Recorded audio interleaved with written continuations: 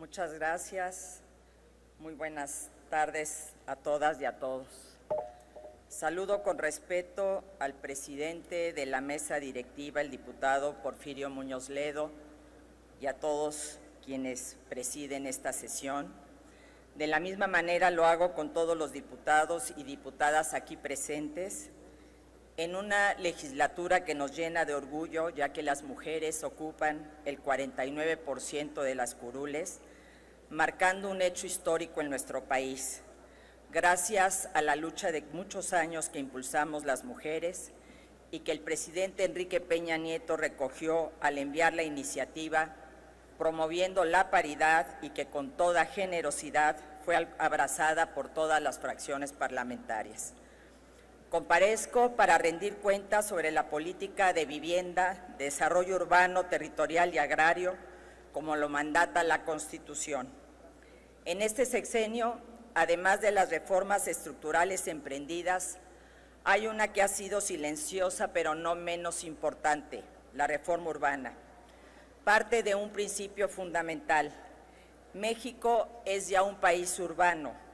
8 de cada 10 mexicanos y mexicanas vivimos en las ciudades, 6 de cada 10 en 59 zonas metropolitanas que le aportan el 70% al Producto Interno Bruto.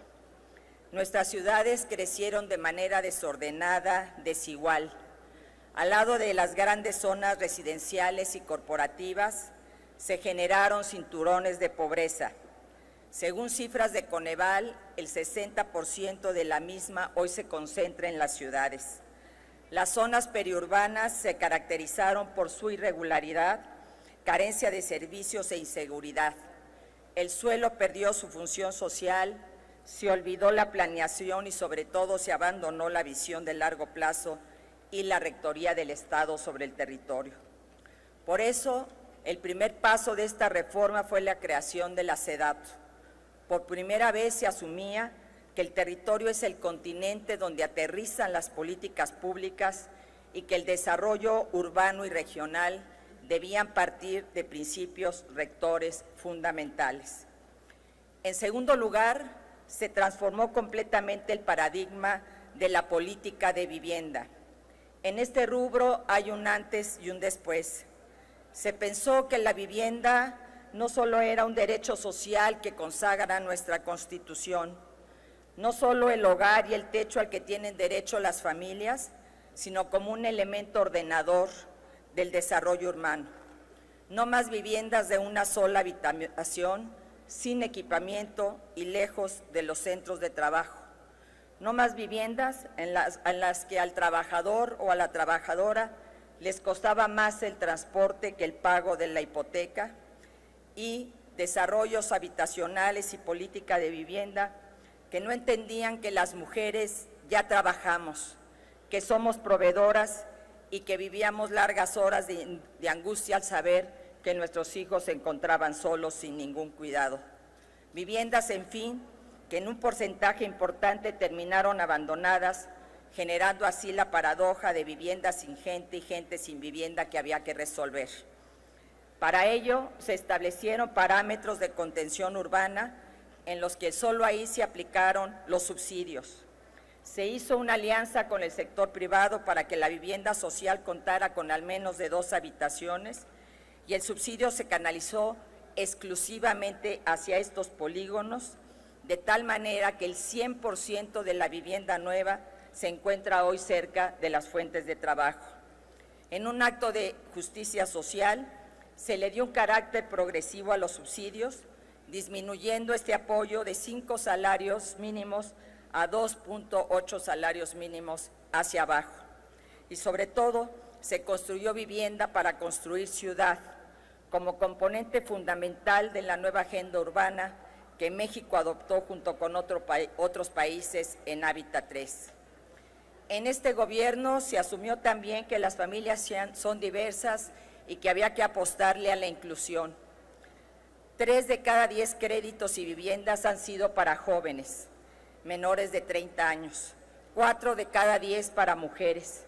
Se entregaron 14,000 viviendas a indígenas, se puso en marcha el programa Vivienda para Migrantes, Se fortaleció el de las Fuerzas Armadas y por primera vez se pensó en un esquema todavía muy incipiente para los no afiliados, para los que carecen de seguridad social, pero que con ahorro, crédito y subsidio hoy pueden adquirir su casa. Instituciones de la envergadura de Infonavit y Foviste tuvieron cifras históricas. En el pasado, Infonavit originaba 100,000 créditos al año.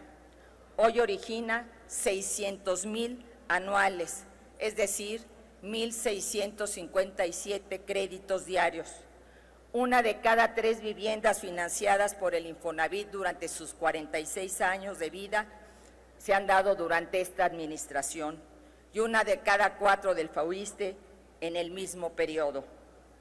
FONAPO, por su parte, abandonó la política de pie de casa y canalizó apoyos de manera significativa a la construcción de viviendas y al mejoramiento de las mismas, acompañando además la política de un cuarto más, o mejor conocida como el cuarto rosa.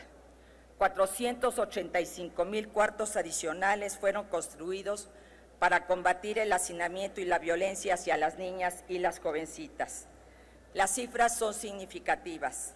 Más de 6 millones de acciones de vivienda por parte del sector público, beneficiando con ello a 4.4 millones de hogares.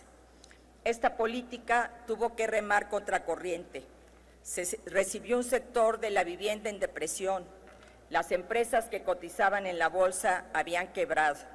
Hoy se entrega un sector dinámico, creciendo y generando empleos.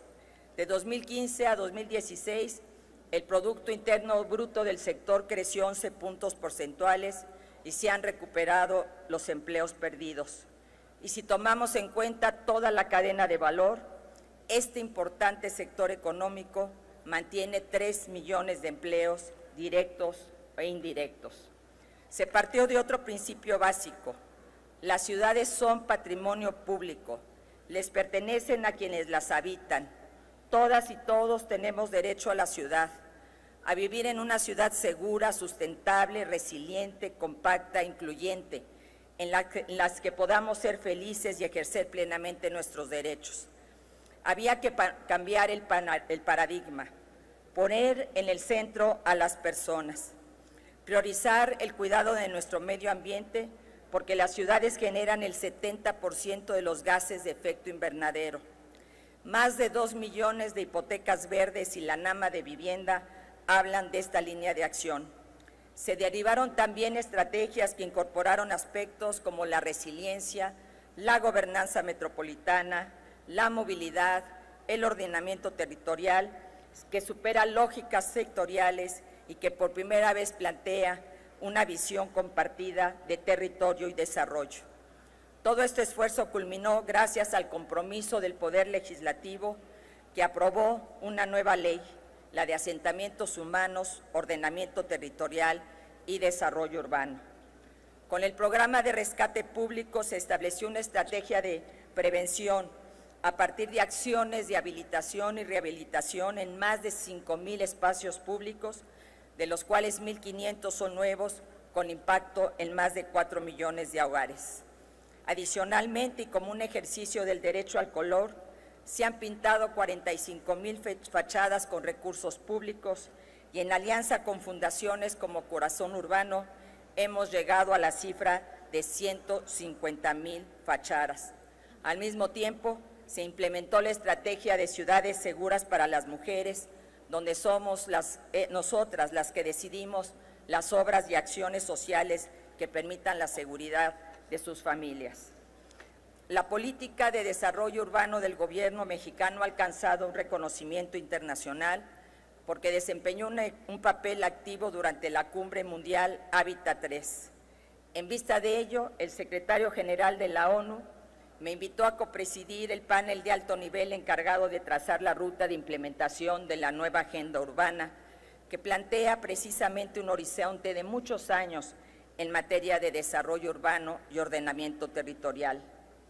La SEDATU implementó también la Estrategia de Coordinación Interinstitucional Papelito Habla, que ha entregado más de 5 millones de documentos que le dan certeza jurídica a las personas. con el objetivo de atender las causas de ocupación irregular del suelo.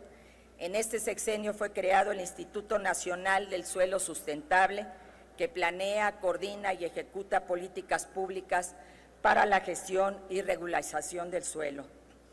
El Registro Agrario Nacional hasta el 2015 tenía un rezago de más de 90,000 asuntos que habían rebasado el tiempo de 60 días sin solución que marca la ley. Este rezago se abatió totalmente y durante 2018 se ha logrado acortar el tiempo de respuesta a menos de 23 días. En este gobierno se han resuelto 297 conflictos agrarios, liberando a más de 100,000 hectáreas a favor de más de 50,000 sujetos agrarios. Se creó por primera vez el Fondo Minero como una estrategia para elevar la calidad de vida de las familias que viven en las zonas mineras, con base en los derechos que pagan las empresas dedicadas a esta industria. Se han beneficiado a más de 9 millones de personas a través de 2,000 proyectos con un monto de 6,500 millones de pesos. En las primeras, énfasis especial, debo de darle a la información que tiene que ver con los terremotos del año pasado. De manera oportuna, desde las primeras horas, por órdenes del presidente de la República, miles de servidores públicos del Gobierno federal nos trasladamos a las zonas afectadas para instalar albergues, apoyar en la ayuda humanitaria y levantar el censo de damnificados. Se revisaron cientos de miles de edificaciones gracias al esfuerzo y solidaridad de miles de trabajadores del Gobierno.